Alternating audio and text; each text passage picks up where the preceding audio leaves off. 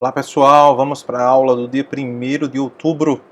Aqui eu disse a vocês que será assíncrona, gravada. Estamos aqui gravando a aula.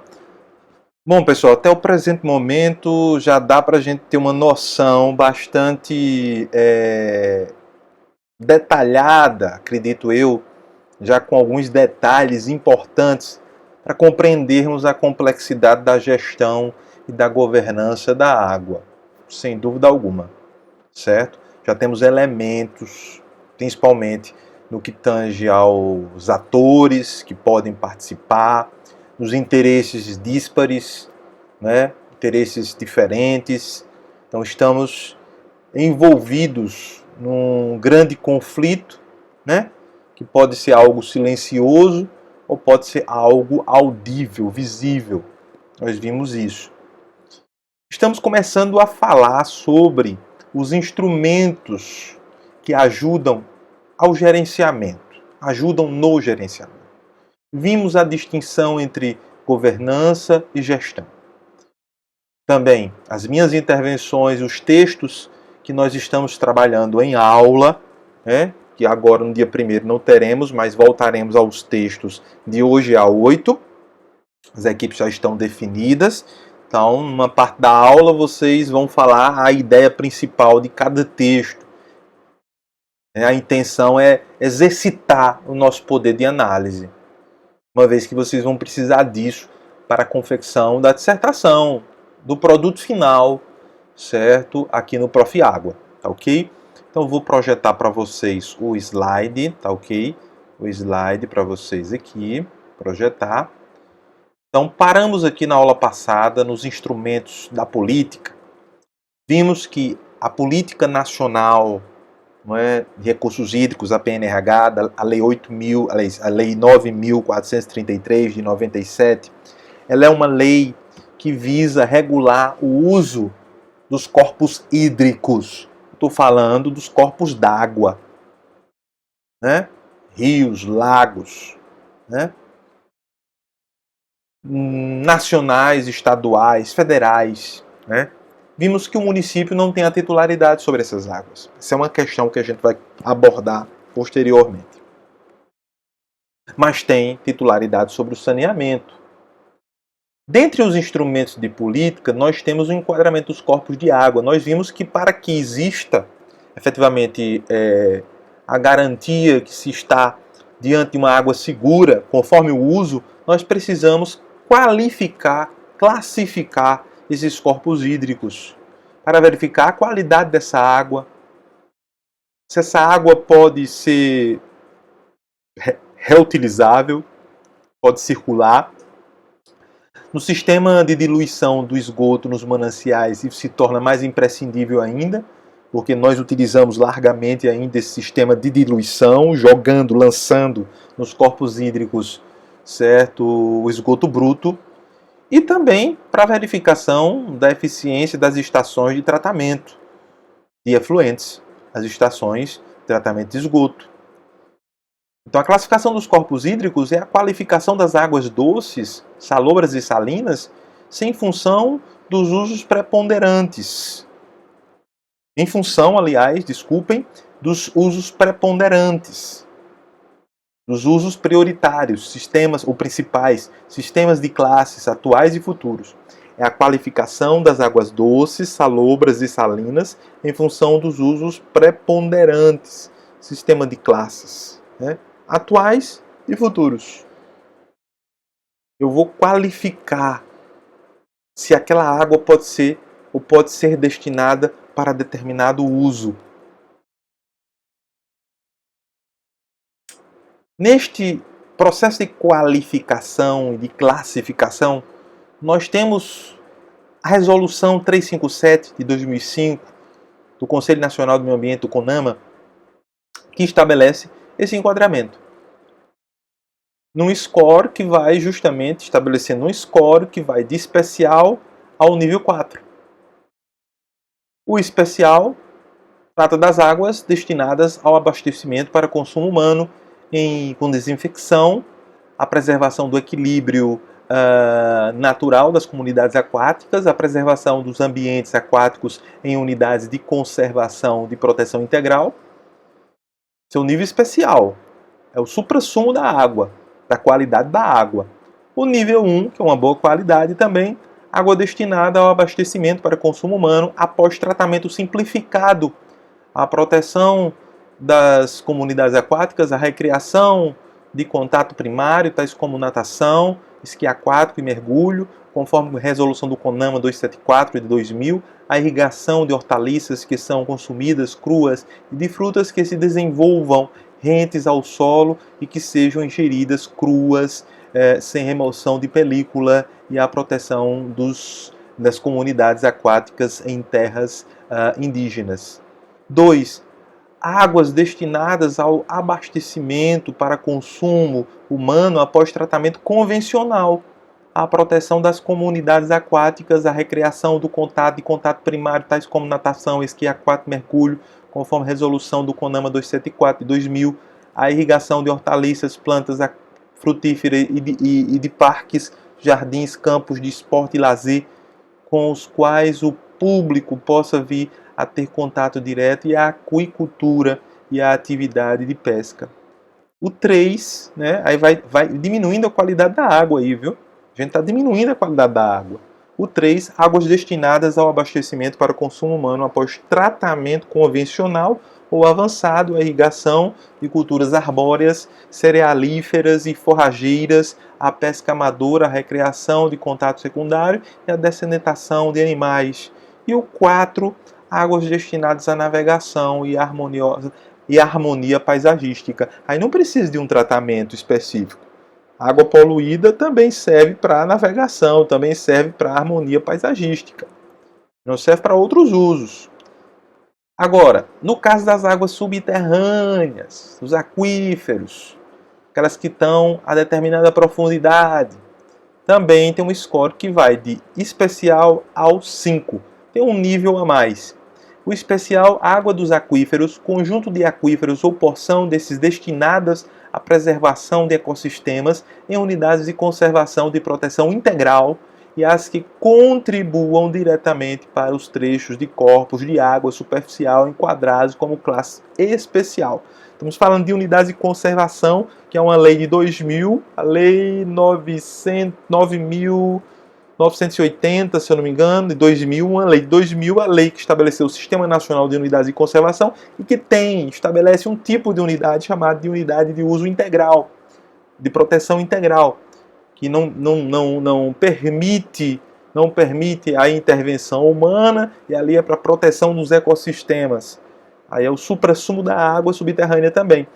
O nível 1, água dos aquíferos, conjunto de aquíferos ou porção destes, sem alteração de sua qualidade por atividades antrópicas, ou seja, dos homens, do homem, e que não exigem tratamento para quaisquer usos preponderantes devido às suas características hidrogeoquímicas naturais. Elas estão filtradas. Águas, como se fossem águas minerais. A água está filtrada, não sofreu nenhuma interferência antrópica. 2. Águas dos aquíferos, conjunto de aquíferos ou porção desses, sem alteração de sua qualidade por atividade antrópica, atividade humana, e que podem exigir tratamento adequado. Podem exigir tratamento adequado dependendo do uso preponderante que se vá fazer para o consumo humano, devido às suas características hidrogeoquímicas naturais. O nível 3, água dos aquíferos, conjunto de aquíferos ou porção desses, com alteração de sua qualidade por atividades antrópicas. Aí sim houve alteração de atividades antrópicas.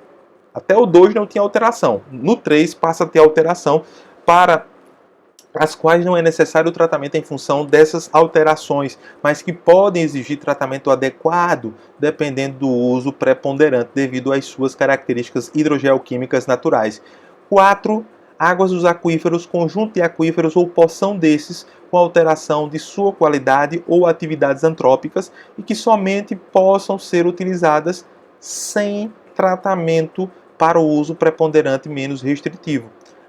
Águas dos aquíferos, conjunto de aquíferos ou porção desses, com alteração de sua qualidade por atividades antrópicas. Então, os homens o ser humano atua sobre, e que somente possam ser utilizadas sem tratamento para o uso preponderante menos restritivo. Para o menos restritivo.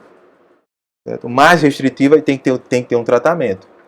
O 5, a água de pior qualidade, segundo a resolução do CONAMA 396/2008, água dos aquíferos, conjunto de aquíferos ou porção desses que possam estar com alteração de sua qualidade por atividades humanas, antrópicas, destinadas a atividades que não têm requisitos de qualidade para uso. Eu não vou precisar alimentar ecossistemas, alimentar seres humanos, não preciso ter uma qualidade eficiente. Então aqui você tem um infográfico mostrando mais ou menos como é o processo de enquadramento, né, das principais atividades. Né, identificamos identificação, na verdade, dos usos prioritários, preponderantes, né, e as fontes de poluição do trecho, diagnóstico da qualidade da água por trecho, né, identificação de águas reguladas por legislação específica, aí vai para a condição atual dos corpos d'água, classes e usos preponderantes, definição dos usos preponderantes desejados por trecho, né, seleção de parâmetros prioritários por trecho, seleção de vazão de referência por trecho, não é? Cenários de evolução das atividades econômicas, certo? E cargas poluidoras, certo? Aqui você tem um prognóstico. Primeiro você fez o diagnóstico, agora você tem um prognóstico. Agora vamos enquadrar. Lá na definição de usos preponderantes desejados por trecho, você tem classes e usos a atender, não é?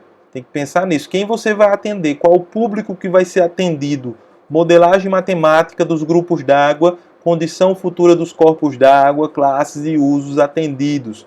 Aí nós temos alternativas de enquadramento, metas e custos associados. Depois avaliação e seleção das alternativas. Depois o programa preliminar de efetivação do enquadramento, metas progressivas, plano e investimento. Depois análise e aprovação pelo comitê, pelo conselho, não é?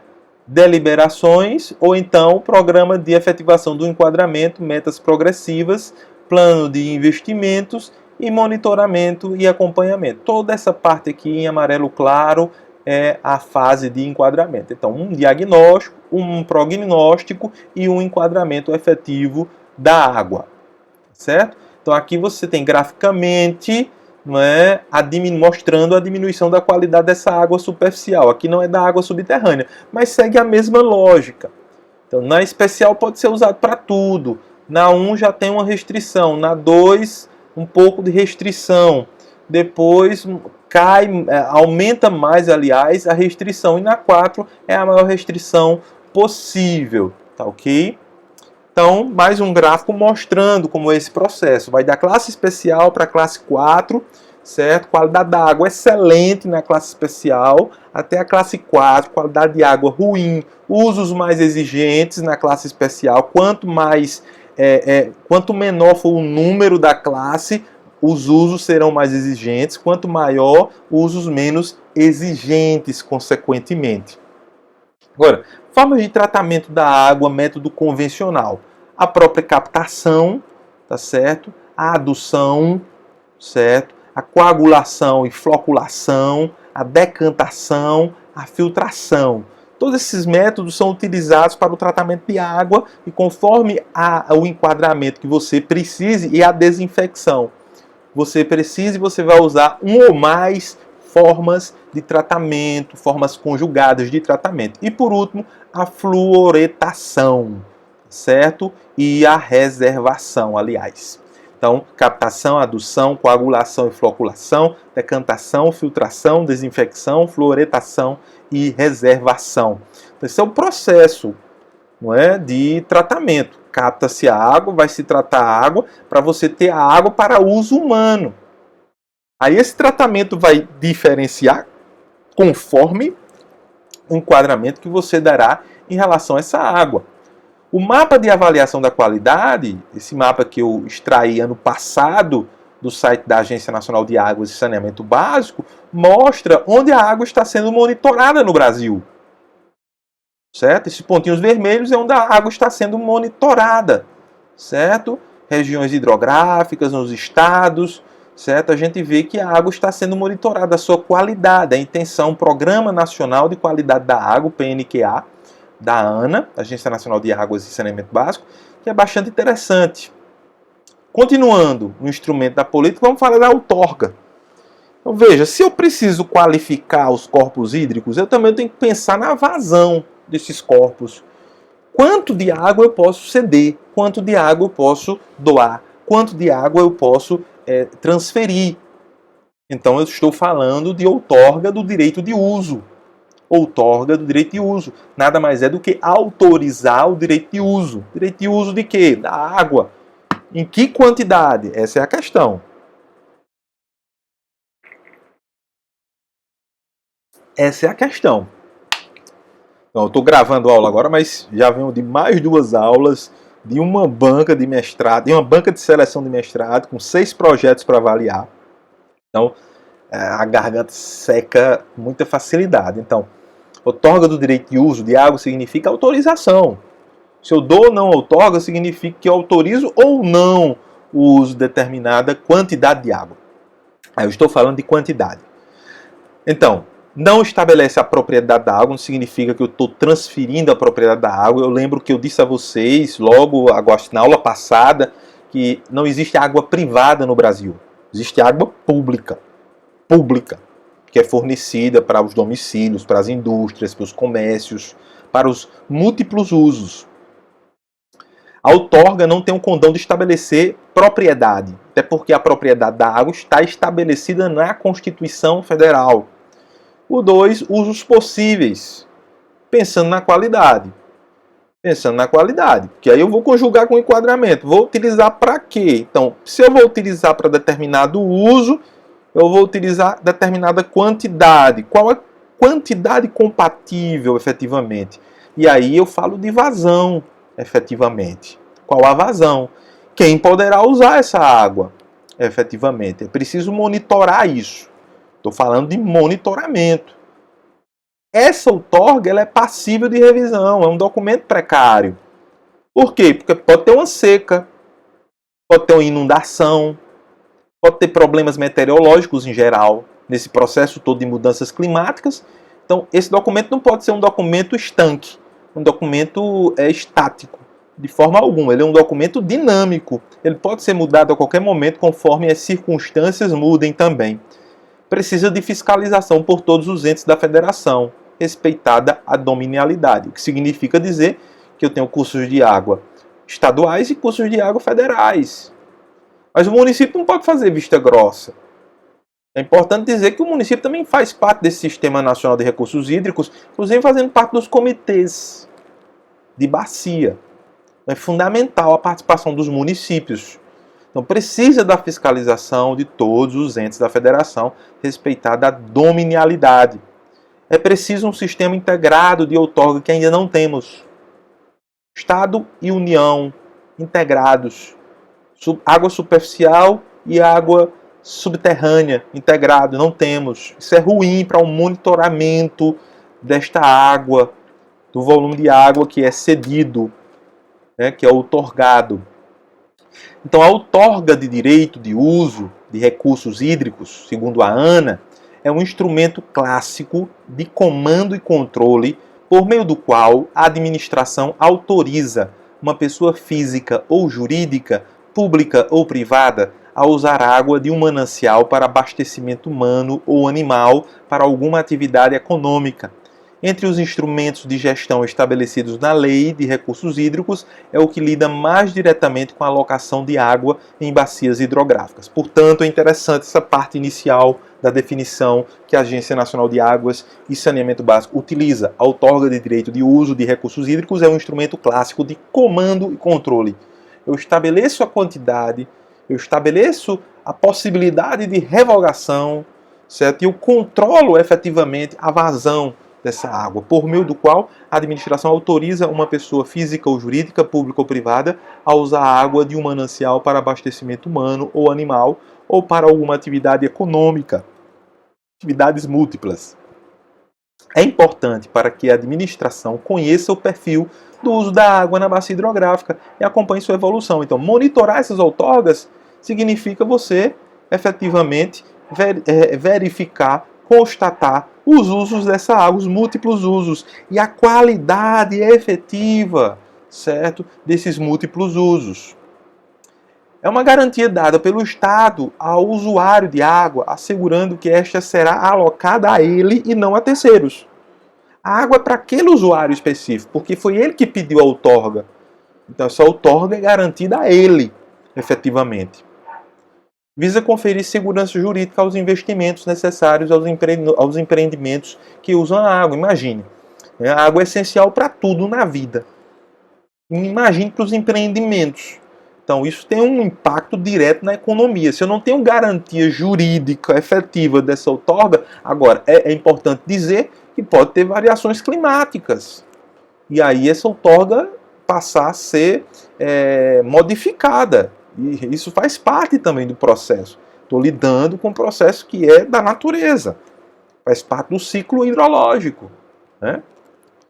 Então, Hardin, em 68, demonstrou, na verdade, que para bens desta natureza, como a água, bens comuns, a falta de regulação pode levar a uma superalocação do recurso, levando à chamada tragédia do bem comum ou tragédia dos comuns.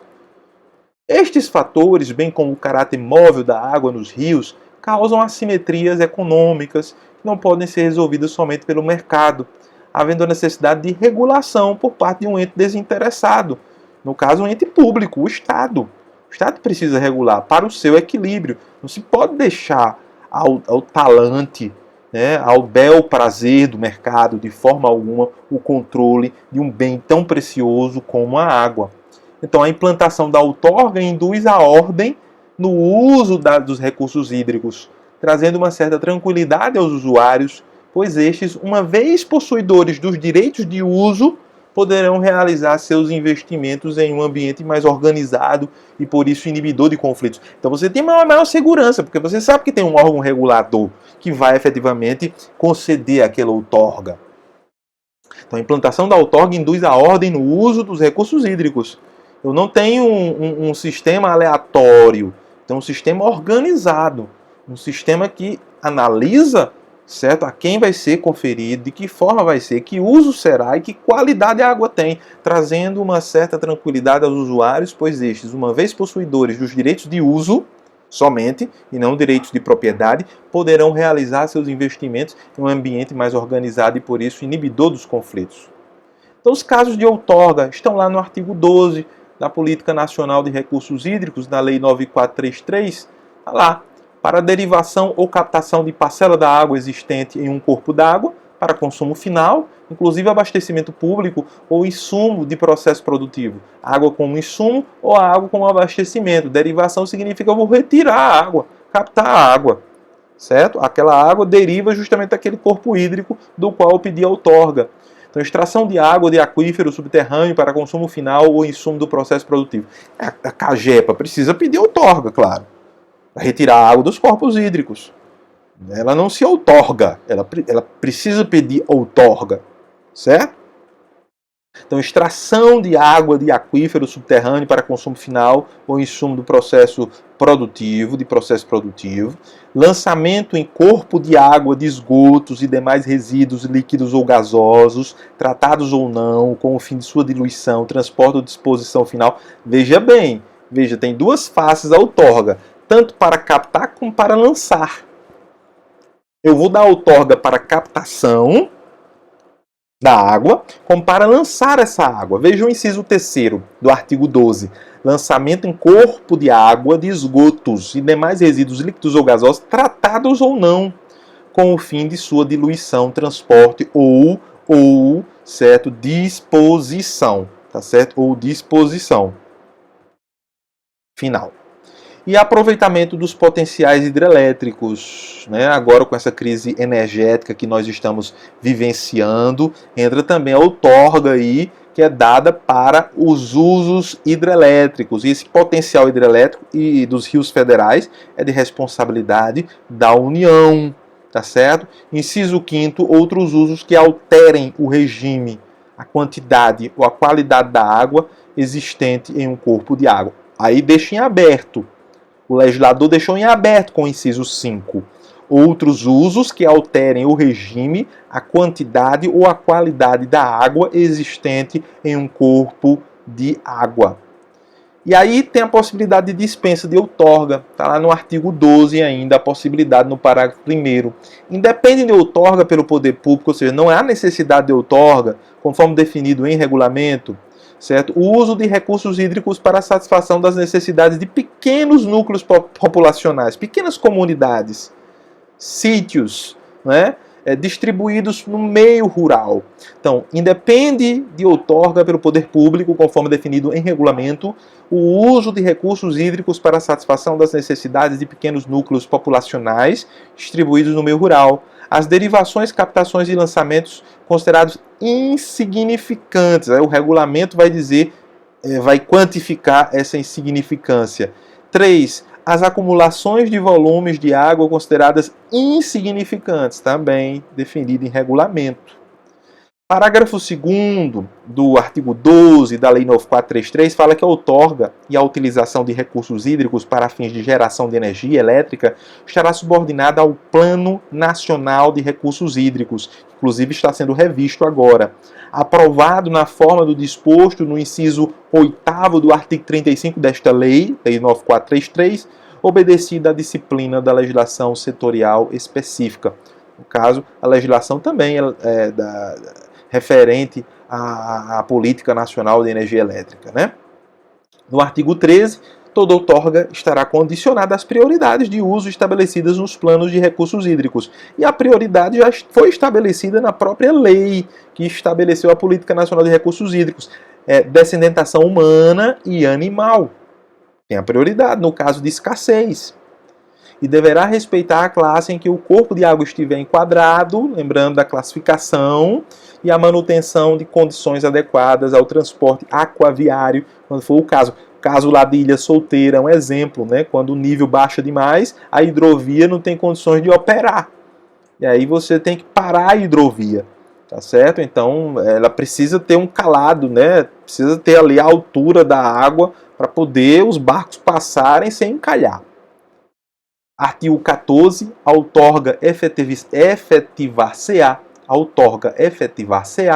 por ato da autoridade competente do Poder Executivo Federal, dos Estados ou do Distrito Federal. Veja que não tem município, porque o município não tem titularidade sobre as águas. O Distrito Federal tem, porque ele tem dúplice função. Tem dupla função. Ele é município e Estado ao mesmo tempo. Portanto, ele tem titularidade sobre as águas. Então, a outorga efetivar-se-á por ato de autoridade competente do Poder Executivo Federal, dos Estados ou do Distrito Federal. Então, um ato administrativo, portanto. Trata-se de um ato administrativo, portanto. Ok? Essa outorga poderá ser suspensa. A outorga poderá ser suspensa.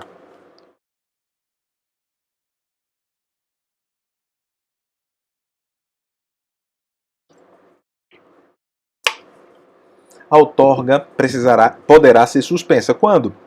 Artigo 15. A outorga de direito de uso de recursos hídricos poderá ser suspensa parcial ou totalmente, em definitivo ou por prazo determinado, nas seguintes circunstâncias. Inciso 1º, não cumprimento pelo outorgado dos termos da outorga. Então, o documento, que deu a outorga vai dizer os termos de concessão dessa água. Não foi cumprido, poderá haver suspensão. Ausência de uso por 3 anos consecutivos. Pediu a outorga e não usa. Então, suspensa totalmente. 3.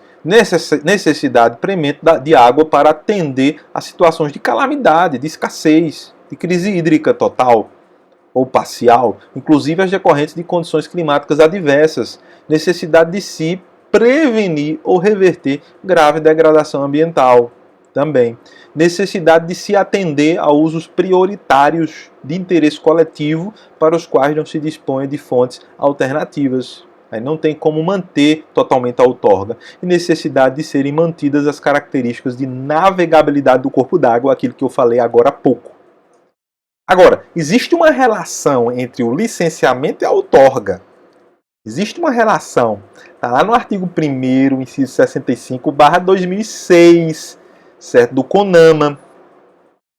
Está lá, do Conselho Nacional do Meio Ambiente. Estabelecer diretrizes de articulação dos procedimentos para a obtenção da outorga do direito de uso de recursos hídricos com os procedimentos de licenciamento ambiental, de acordo com as competências dos órgãos e entidades integrantes do Sistema Nacional de Gerenciamento de Recursos Hídricos e do Sistema Nacional Nacional do Meio Ambiente, o SISNAMA, né? O SIGRE e o SISNAMA. Então veja, uma obra como a Transposição de São Francisco, você tem as duas possibilidades. Você tem o licenciamento da obra e você tem a outorga da adução de água, da captação de água, aliás. Né? Você tem as duas coisas.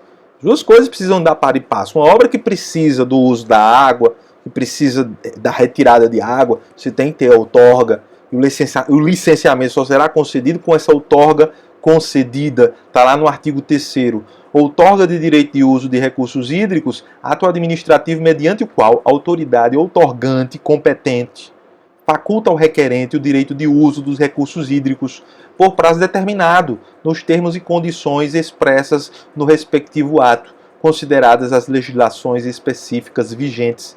Licenciamento ambiental, procedimento administrativo pelo qual o órgão ambiental competente licencia a localização, a instalação, ampliação e a operação de empreendimentos e atividades utilizadoras de recursos ambientais consideradas efetiva ou potencialmente poluidoras ou daquelas que, sob qualquer forma, possam causar degradação ambiental, considerando as disposições legais e regulamentares e as normas técnicas aplicáveis ao uso. Definição constante do artigo 1º, inciso 1º da Resolução do CONAMA 237 de 97. E o licenciamento ambiental, aliás, não o licenciamento, mas a licença, né, que é o resultado final, ato administrativo pelo qual o órgão ambiental competente estabelece as condições, restrições e medidas de controle ambiental que deverão ser obedecidas pelo empreendedor, pessoa física ou jurídica.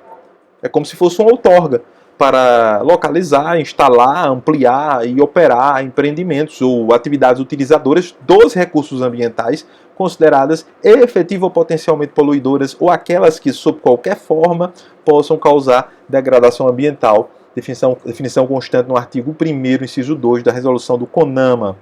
Resolução do CONAMA 237 de 97. Portanto, aqui tem um exemplo de uma outorga, né?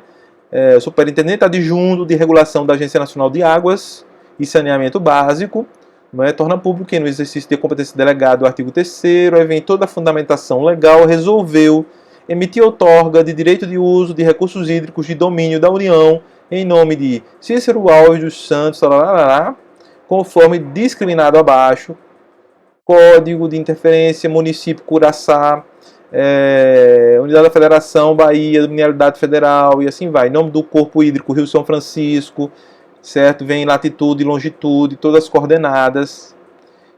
Vigorará durante 10 anos essa outorga, certo? É preciso uma fiscalização. E aqui no anexo os dados técnicos todos. O volume máximo a ser retirado em cada mês. Tá certo? Tá bem claro aqui. E aqui nós temos as outorgas concedidas. Aí em verde nós temos as outorgas concedidas para irrigação e dessedentação animal. Em amarelo, abastecimento público, certo? Esgotamento sanitário. Em azul, aquicultura em tanque-rede, não é? Em azul escuro, obras hidráulicas. Vermelho, mineração. Vermelho claro, industrial e assim por diante. Esse é um mapeamento que eu retirei ano passado. Você pode já pegar um mais atualizado agora, certo? E aqui as outorgas, né, federais, a maior parte delas é destinada para irrigação. 16.864 mil outorgas, certo? Veja que é o caso aqui já demonstrado no mapa que eu mostrei para vocês. Aqui no gráfico também se caracteriza essa preponderância de outorgas para irrigação. em consonância com aquele dado, que 70% da água disponível no planeta é utilizada para a produção de alimentos, para irrigação. E agora vem o instrumento de cobrança. É o último item dessa aula de hoje, certo? Então essa aula vai ser mais curta. Eu não gosto de fazer aulas gravadas muito longas, pessoal, certo? Eu acho que aulas gravadas muito longas são contraproducentes, não é? São contraproducentes. Até eu acho que esse modo remoto de aula não foi discutido a contento, né, nas universidades, em virtude da necessidade de se retomar logo os trabalhos das universidades, porque não se pode empregar a mesma quantidade de carga horária, né, de aula que se tem no presencial para o modo remoto, porque é muito complicado aqui você ficar 4 horas olhando aqui para a tela e tal, tanto para mim como para vocês. Mas aula gravada eu não faço uma aula muito longa, certo? Eu faço uma aula com muitas informações e aí vocês vão agora pensar nessas informações, estudar o material. Na próxima aula a gente volta com a apresentação dos textos e continua o conteúdo. O instrumento da cobrança também é uma forma de retrair o consumo excessivo. É uma forma de você combater o uso desregrado da água, certo? Então a cobrança está lá no artigo 19 da Lei 9.433 de 97. Tá certo? Está lá no inciso 1º do artigo 19, reconhecer a água como bem econômico e dar ao usuário uma indicação de seu real valor. Reconhecer a água como bem econômico e dar ao usuário uma indicação de seu real valor. Nós vimos na aula passada que a água tem valor econômico. Tem valor econômico para quê? Certo? Não é para dizer que a água pode ser vendida, etc. Não. É que existe a necessidade de limitar o uso dessa água. Limitar o uso dessa água de modo que não se utilize essa água de forma desregrada. É um limitador de uso da água. Então a cobrança da água não pode ser uma cobrança de forma ilimitada, tem que ser uma cobrança módica. Então, o princípio da modicidade da cobrança da água, que é justamente para evitar um exagero, um descalabro na cobrança dessa água. Inciso 2, incentivar a racionalização do uso da água. Então, essa cobrança é justamente para incentivar essa racionalização do uso da água. Obter recursos financeiros para o financiamento dos programas e intervenções contemplados nos planos de recursos hídricos. Então, os planos de recursos hídricos que são engendrados, são elaborados nos comitês de bacia, tem que ter essa previsão para o uso desses recursos de cobrança. Então, esses recursos de cobrança devem ser revertidos para o financiamento de programas e intervenções contemplados justamente onde? Nesses planos de recursos hídricos. Tá no artigo 22, né, os valores arrecadados com a cobrança pelo uso de recursos hídricos serão aplicados prioritariamente na bacia hidrográfica em que foram gerados e serão utilizados. Nada mais justo. Foi gerado o valor econômico ali pela cobrança, então vai ser aplicado ali também naquela bacia hidrográfica, né, consequentemente. Então, no financiamento de estudos, programas, projetos e obras incluídos nos planos de recursos hídricos, né, no pagamento de despesas de implantação e custeio administrativo dos órgãos e entidades integrantes do Sistema Nacional de Gerenciamento de Recursos Hídricos, que não pode passar os 7,5% do total arrecadado, até 7,5% você pode utilizar para o administrativo, para o custeio administrativo. Passou desse patamar, é ilegal. Portanto, a cobrança não é um imposto, mas um preço condominial fixado a partir de um pacto entre o usuário de água e o comitê de bacia com o apoio da ANA. Então, a cobrança não é um imposto de forma alguma, mas um preço condominial pelo uso da água, fixado a partir de um pacto entre os usuários da água e o comitê de bacia com o apoio técnico da ANA.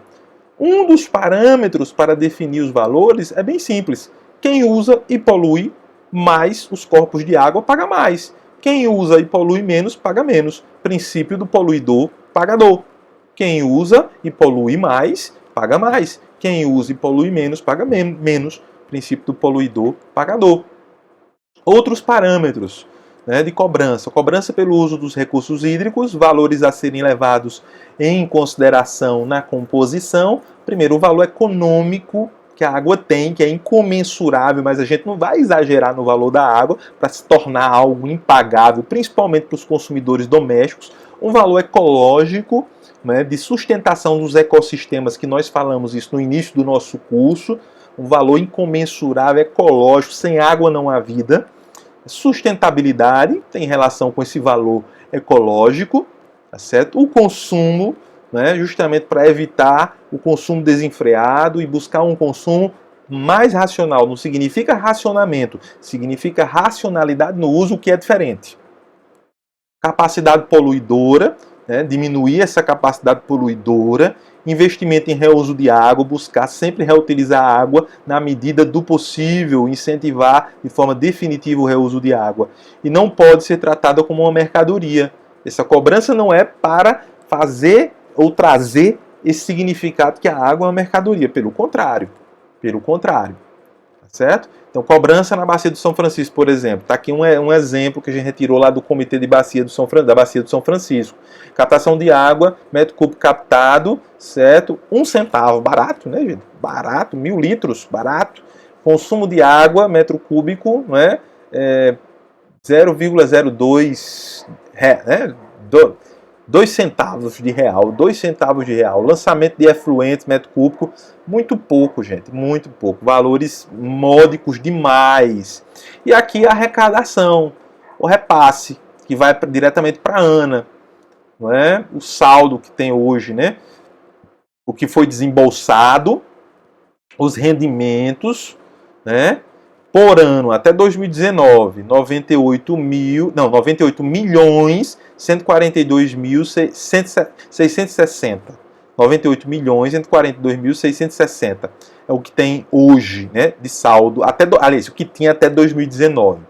Essa tabela mais atualizada que eu peguei. Portanto, nós temos aí a cobrança como um fator limitante. Na próxima aula a gente vai falar sobre a cobrança através das entidades delegatárias, tá certo? Na próxima aula. Então, revisem os conceitos que a gente trabalhou aqui, tá certo? Revisem o material que nós vimos nas aulas passadas, dê encaminhamento, certo, aos textos que nós vamos ver na semana que vem, certo? E a gente dar continuidade à apresentação, ao debate que nós sempre fazemos toda sexta-feira, um debate bom, gostoso, tranquilo. Então, vamos tentar, certo, fazer dessa disciplina um grande aprendizado mútuo, tanto meu como de vocês. Tenham um final de semana abençoado, certo? E até semana que vem em aula síncrona, certo? Ao vivo, sem ser gravada. Um abraço a todos, até mais.